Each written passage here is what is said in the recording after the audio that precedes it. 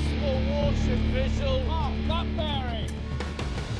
Britain isn't broadcasting this. It isn't boasting about it, and most people following the Russia-Ukraine war have barely noticed it. But in the cold water between Scotland, Iceland, and Norway, the United Kingdom has quietly been putting together something new. Not a single weapon, not a single ship, a network. A network designed to monitor and pressure the one part of Russia's military the Kremlin can least afford to lose: its submarines. Defense institutes in Norway, Britain, and the United States have been saying the same thing for years. Russia's northern fleet on the Kola Peninsula is widely assessed to be the backbone of its nuclear second strike capability, the part of the arsenal meant to survive any first blow and fire back. Most of Russia's ballistic missile submarines are believed to operate from this region, something repeatedly documented in satellite imagery, Western strategic studies, and Russian naval planning. When Western militaries talk about Russia's most protected assets, they are usually referring to the submarines based here. For decades, those submarines had what Russian planners regarded as a kind of sanctuary. They could leave their bases near Murmansk, slip into the Barents Sea, move under Arctic ice, and eventually push through the gap between Greenland, Iceland, and the UK into the wider Atlantic. That narrow corridor, known in Western doctrine as the GIUK Gap, has been at the core of Russian and NATO planning since the Cold War. If those submarines can reach deep Atlantic patrol areas undetected, Russia's deterrent looks secure. If they cannot, the entire equation starts to look much more complicated. Britain's emerging role, according to many Western analysts, is simple. It is steadily making that sanctuary more contested. The change did not come from a single dramatic announcement or headline-grabbing deployment. It grew out of the quiet rebuilding of something that existed in rough form during the Cold War and then faded, a continuous surveillance and anti-submarine warfare belt across the North Atlantic, rebuilt with 21st century technology and plugged straight into NATO's command and control systems. The story for most observers starts in the air. Over the last few years, the Royal Air Force has brought a fleet of P-8 Poseidon maritime patrol aircraft into service at RAF Lossiemouth in Scotland.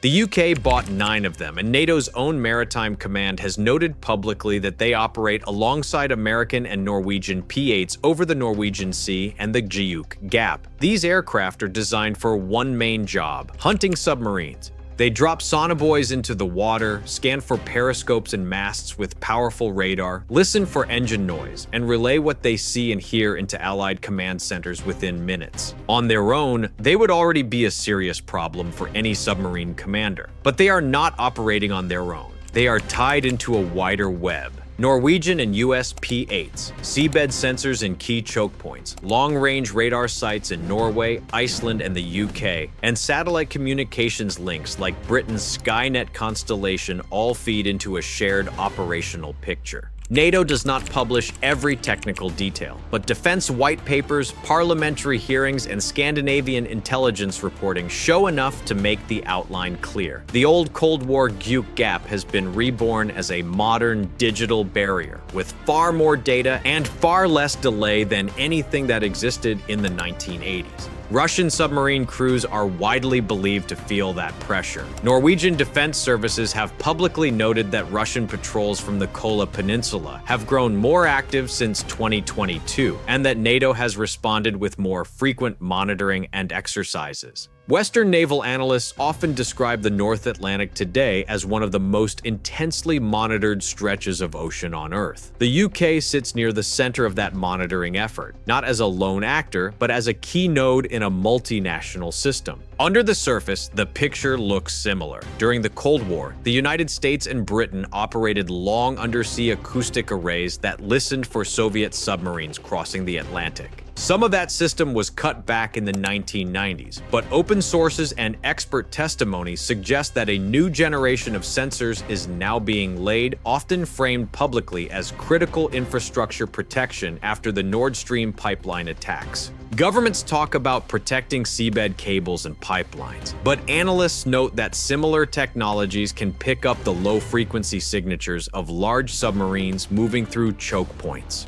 Modern seabed systems are smaller and quieter to operate. Defense researchers say they are also much better at feeding data into software that can distinguish a submarine from background noise. They can be placed on the ocean floor, integrated into undersea cable routes, or deployed from unmanned underwater vehicles. Their existence is hinted at in contracts, research programs, and NATO undersea security initiatives, even when the hardware itself is never shown to the public. The software behind them is the quiet revolution. The UK's own defense AI strategy and NATO research projects talk openly about machine learning tools that can sift enormous amounts of acoustic and radar data and flag patterns no human could see in real time. Instead of one operator listening to one hydrophone, you have algorithms comparing signatures from Norway, Iceland, Britain, and US systems at once, and asking the same question again and again. Does this resemble a Russian submarine signature we have seen before? Over time, the library of known signatures grows. Each patrol, each exercise, each recorded transit makes the system a little smarter. These are assessments based on public strategies and technical briefings, not on leaked classified data. At the same time, Britain's own submarines are not just listening. Astute-class attack submarines, frequently described by Western analysts as among the quietest in the world, operate in the same waters as the Northern Fleet. The Royal Navy does not announce their patrol routes, but decades of US-UK submarine cooperation, going back to the 1958 Mutual Defense Agreement, make one thing likely. If a Russian submarine leaves the Barents Sea, there is a reasonable chance an Allied submarine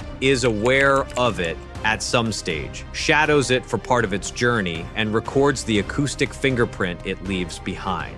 That does not mean every boat is tracked all of the time, but it does mean Russia can no longer assume the North Atlantic is an empty, anonymous space. Then you add the air picture on top of that. Britain, Norway, and Denmark already operate F-35s, and Finland is joining that club. The F-35 is not just a fighter. Its sensor suite and data links let it act as an airborne vacuum cleaner for electromagnetic information. It can quietly map radar emissions, track ships and aircraft, pick up radio and data link traffic, and pass that data back through secure networks without turning on a conventional search radar. NATO officials have said in public that the Nordic F-35 fleet will operate as an integrated force. In practice, that means Russian aircraft and ships moving near the Arctic and the Norwegian Sea are operating in what analysts sometimes call a glass house, where each movement adds another data point to an already rich picture. Tie all this together and you get the first half of Britain's new network. A surveillance web that stretches from the Kola Peninsula's exit routes to the GIUK Gap, supported by Skynet satellites, long-range radars, P-8S, F-35s, seabed sensors, and astute-class submarines. No single piece is perfect, and no serious analyst claims Russia's submarines are constantly tracked. But taken together, these systems reduce the uncertainty Russia relied on. For a bastion strategy, uncertainty is everything. If you do not know where the submarines are, you have to assume they might be anywhere. If your opponent can detect them more often, or at least narrow down their likely positions much of the time, that illusion weakens. Even without a continuous fix, a pattern of probable locations is enough to complicate Russian planning and push commanders towards more conservative patrol profiles. The second half of the story is what Britain is connecting that surveillance web to. The UK's 2025 Strategic Defence Review talks about building what officials call a digital targeting web, a system bringing together ships, jets, drones, satellites, artillery, and long-range missiles into one accelerated decision loop. The goal is not some science fiction vision of fully automated warfare. It is to give British and NATO commanders the ability to move from detection to a considered response faster than a traditional, slower command chain would allow, while keeping humans firmly in control of the final decision and under clear political oversight. Into that web, Britain is plugging a new generation of planned strike weapons. The first is the Anglo-French Future Cruise and Anti-Ship Weapon, often referred to as FC/AS. ISW. British and French officials describe it in public as the intended replacement for Storm Shadow and Harpoon, with longer range, low observability, and variants optimized for both land targets and major surface warships. Reporting from defense shows and official releases indicate it is being designed from the outset to work inside network targeting systems, receiving mid-course updates and flying complex profiles, rather than acting as a simple fire-and-forget missile launched blindly at grid coordinates. Exact performance figures remain classified, and most details discussed in public are expectations rather than proven facts. The second is a planned deep precision strike missile being co-developed with Germany. Official details are still limited, but defense ministries and outlets such as Reuters have confirmed that London and Berlin intend to cooperate on a new long-range land attack weapon to complement existing systems. Some analysts speculate about ranges well beyond current cruise missiles, though those figures should be treated as design ambitions, not final verified capabilities. From British or Allied territory in the north, any such system would, in theory, bring key sites in the Kola Peninsula within reach on paper: airfields, radar installations, and logistics hubs that support the Northern Fleet. These weapons are not in service yet, but they are funded, under development, and clearly treated in British planning documents as central to the country's long-range deterrent posture for the 2030s and beyond. Existing systems already feed into the same logic. The UK has ordered updated Tomahawk Block V cruise missiles for its submarines, with extended range and improved targeting options compared to earlier versions, according to British and American defense announcements. Those missiles can follow complex routes and strike from less predictable directions. Air-launched precision munitions like Spear 3 are designed to attack defended targets from standoff distance, allowing British aircraft to operate outside the densest layers of enemy air defense. All of this is being tied into the same digital backbone as the surveillance web watching the GIUK Gap. On top of that comes the next generation of platforms. The Tempest program, now part of the wider Global Combat Air Program with Italy and Japan, is explicitly described by the British government and industry partners as a system of systems. It is intended to fly with unmanned loyal wingman drones, run advanced onboard computing, and act as a node in an air combat cloud rather than a lone fighter. In practical terms, that means Tempest is being built to sit at the center of exactly the kind of network described here, fusing radar feeds, electronic intelligence, satellite data, and inputs from other aircraft into a single picture, and passing that out to the rest of the force at very high speed.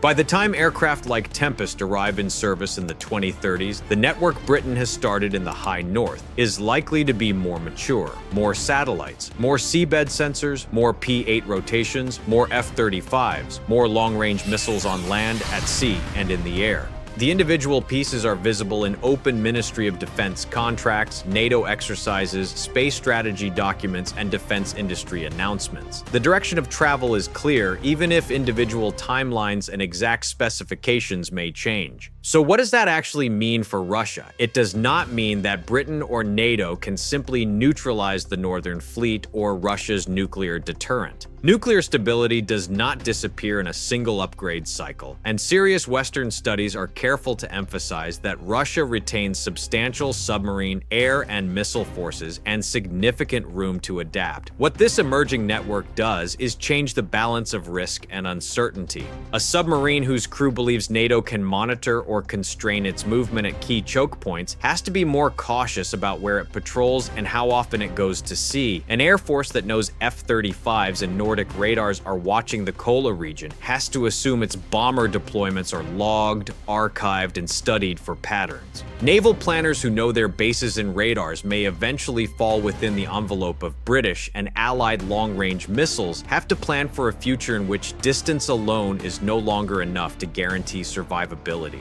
Analysts at institutes such as RUSI, CSIS, and the Norwegian Defense Research Establishment have been making versions of the same argument. The high north is no longer a low-visibility flank. It is becoming one of NATO's most monitored and most integrated theaters, and Britain is one of the main architects of that shift, especially on the undersea and long-range strike side. For the Kremlin, that matters because its original assumptions were different. Russian planners expected a fragmented NATO presence in the north, with Norway carrying most of the burden and Sweden and Finland remaining outside the alliance. They expected Britain to focus on expeditionary operations in places like the Middle East or on prestige platforms like aircraft carriers, rather than on building industrial-scale munitions production and a highly networked surveillance and response system in the Arctic and North Atlantic. Those expectations no longer match reality. Finland now sits inside NATO with a long border opposite northwest Russia and advanced radars and air defenses of its own. Sweden is joining the alliance's surveillance and naval posture in the Baltic and the Arctic approaches, adding sensors, submarines, and air power to the northern picture. Norway, Iceland, the UK, and the US are deepening their undersea and air surveillance cooperation, upgrading radars and maritime patrols, and openly describing the High North as a priority theater. Britain is investing heavily in long-range strike, anti-submarine warfare, and space-based communications to knit all of this together. The result, in the view of many Western analysts, is a gradual closing of what Russian doctrine once treated as a relatively safe northern ring. This does not automatically mean escalation. It does not mean conflict is inevitable. NATO's stated aim in its official strategic concepts is deterrence and defense, not preemptive attack, and British officials formally present these developments as ways to stabilize the High North, reassure allies, and reduce the risk of miscalculation by making movements more visible rather than less. The whole picture is better understood as part of a long-term security competition than as preparation for an imminent clash. But from Moscow's point of view, it is easy to see why the trend is uncomfortable. The Arctic and North Atlantic are no longer dark, slow, and loosely monitored. They are becoming more transparent, faster, and tightly networked. The bastion around the Kola Peninsula looks less like an unquestioned sanctuary and more like a contested operating area, where every movement has to be made in the knowledge that satellites, seabed sensors, patrol aircraft, radars, and submarines may be watching and recording. That is the one development, according to many Western and some Russian analysts, that they did not want Britain and its allies to deliver. Not just another missile, a network that sees further, processes faster, and ties more allies together than anything that existed in the region before. A network that cannot easily be dismantled without dismantling NATO itself, and a network that is likely to shape how Russia thinks about its northern strategy for decades to come, whether or not a shot is ever fired. This video is based entirely on publicly available information and open source analysis. It does not rely on or reveal classified material, and it is intended to inform viewers about long-term security trends, not to promote or glorify conflict.